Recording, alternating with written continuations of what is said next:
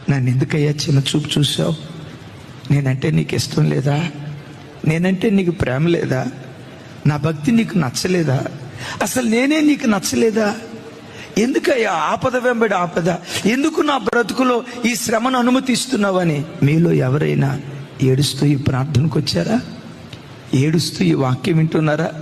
ఈరోజు కాల్చబడుతున్న తమ్ముడు, ఈరోజు శ్రమల కొలిమిలో నల్లగొట్టబడుతున్న చెల్లి, ఈరోజు ఎంత నలుగుతున్నావో భవిష్యత్తులో అంత వెలిగేటట్లుగా దేవుడు కార్యం చేయబోతున్నాడు.